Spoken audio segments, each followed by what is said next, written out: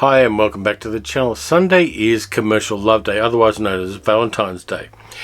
And so I thought I'd pick 6 movies that would make good date movies. And I wanted to make sure that they were movies that even kind of blokey blokes would watch, and yet still have romantic aspects to them. So I went up to the back room where all of the DVDs and Blu-rays are stored and spent about half an hour going through them and trying to decide which half a dozen to pick, and I found them, so that's good news. Then we got the news that Victoria is in lockdown for another 5 days with a 5-kilometre radius border around everybody. We have to wear masks every time we go outside, and we can only be out for 2 hours a day for essential stuff for 5 days. So it's been a bit of a weird day. So I decided, okay, I'm going to do the romantic one in spite of all of the travails we have with this horrible virus, and get things going. So the first one I'm going to do is a rom-com, because that's the kind of movie that people think of when they think of romantic movies. And I decided to go with one of my favourite ones. It's from the early 60s, when Hollywood was very kind of twee about sex and very oblique about it. But I wanted one with a couple of really nice stars in it, and the stars in this movie have a great chemistry together. It's a shame they didn't make any other movies together, because they really did spark in this one. It's directed by Peter Tewksbury, and it stars Rod Taylor and Jane Fonda, and it is Sunday in New York. Now, if you haven't seen this one, it did turn up for a while on Turner Classic Movies. It also stars Robert Culp, Cliff Robertson, Jim Backus, and Joe Morrow, and it's kind of a meet cute. Rod Taylor plays a guy who goes to New York on Sundays basically to pick up girls, or women, but girls were what they called them in the 1960s. And Jane Fonda's a young woman who's moved to New York and is kind of trying to find herself sexually.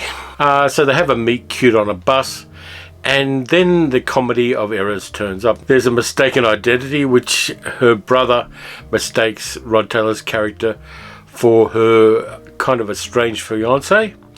And it all goes from there. It's got a little bit of a French farce feel about it. It's very fast-paced and funny and cute, and Rod Taylor is really dashing in this one.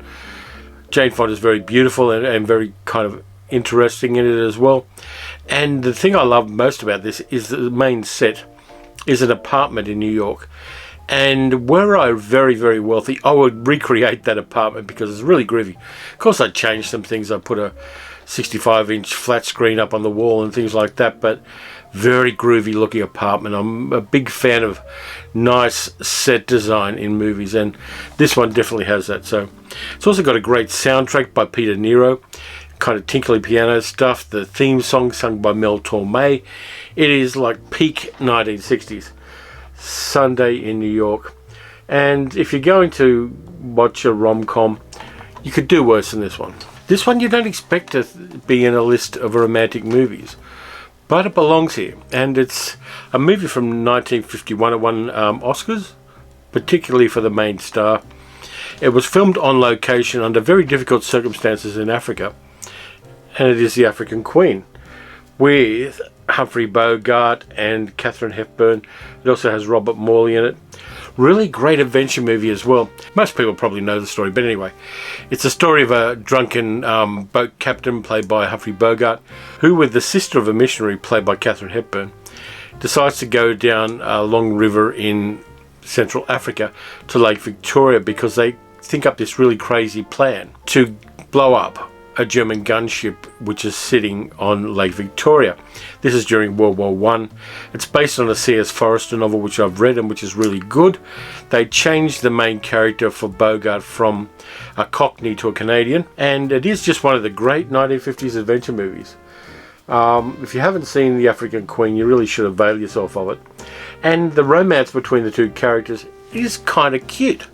They do have a nice chemistry as well, and they both act the hell out of it. It really is a nice adventure film. It's a nice romance movie. It's a good piece of 1950s cinema, directed by John Huston, who of course had worked with Bogart before on, amongst other things, The Maltese Falcon and The Treasure of the Sierra Madre. And yeah, it's probably the last truly great movie that Humphrey Bogart made. and I like it a lot. Rewatching that is always a fun thing, and it's got a big romance right at the heart of it. Let's look at non-English language cinema, because some of the best stuff is there. And this one won an Academy Award as Best Foreign Language Film in 1960. It started the bossa nova craze in America and in England and in Australia. And it's one of the most beautiful movies ever made. It was directed in beautiful colour by Marcel Camus, and it is Black Orpheus. Now, this one got a Criterion edition, but I've got the Umbrella edition of it. It's a beautiful story. It's the legend of Orpheus and Eurydice, retold in the favelas in Rio de Janeiro in the 1950s, 1960s. Orfeo is a tram conductor, and he meets the beautiful Eurydice. After she is kidnapped by the devil, he has to go to hell to rescue her. And it's all done in the favelas of Rio. The music by Antonio Carlos Jobim and Luis Bonfa is fantastic. The soundtrack of this movie is one you really should find and put on a playlist somewhere if you don't buy the physical media of it. It is life affirming, it's beautiful. It's set during Carnival in Rio, so there are enormous costumes and great crowd scenes. It's got a documentary look about it sometimes, because they did film it on the streets without glossing them up at all.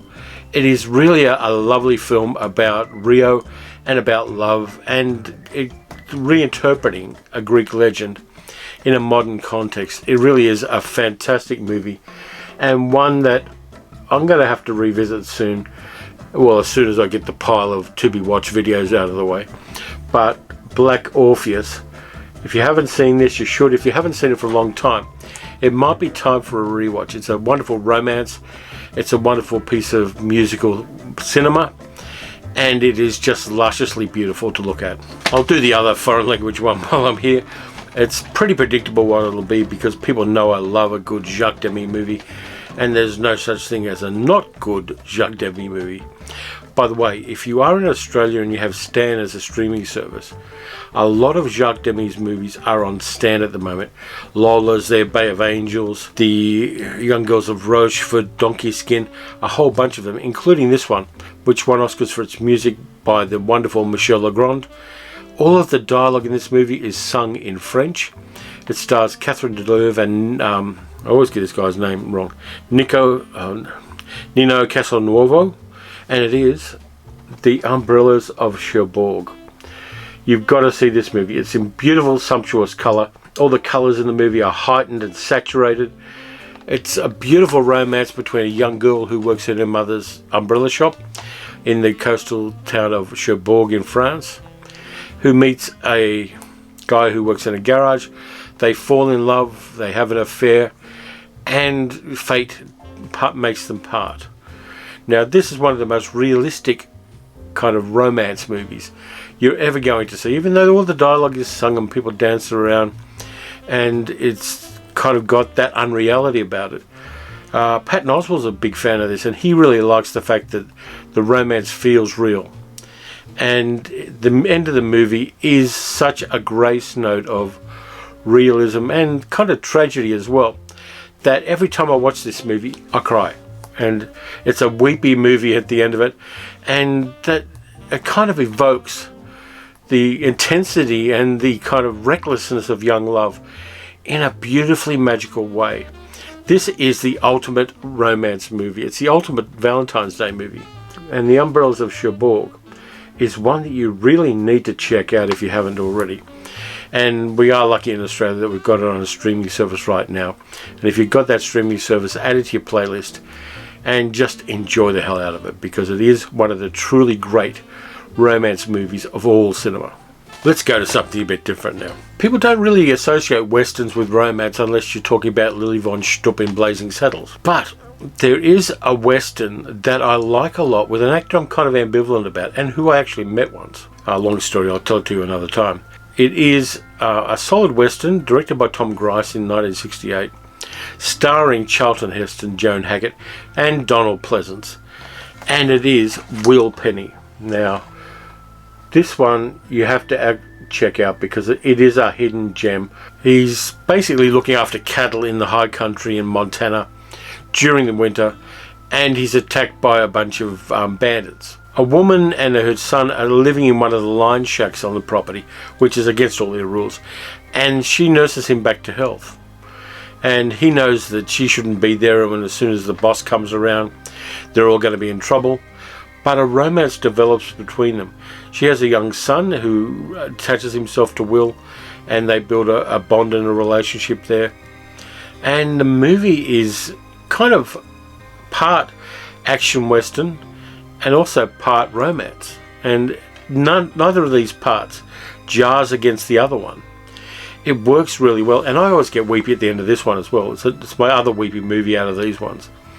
And I'm not really ashamed of that. I think that if you're any kind of human being and you watch a movie that is intensely emotional, yeah, there are times when you go to tear up, whether you're a man or a woman. Movies can make us feel things, and nothing makes us feel more than romance and tragedy. And this one has a bit of both in it. Tom Grice was a fine director, didn't do enough work, and died fairly early.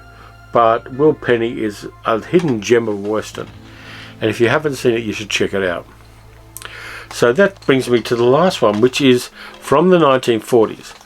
Now, I've got an interest in black cinema, particularly black American cinema, and there weren't a lot of movies made by mainstream American movie companies in the 1940s that had all black casts, but there were a few, and this is one of them, and it's wonderful. I love it for so many reasons. Cabin in the Sky, and I've got to get that right.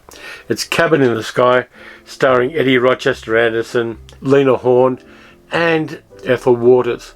It's also got Louis Armstrong, Duke Ellington and his orchestra, and Rex Ingram playing the devil.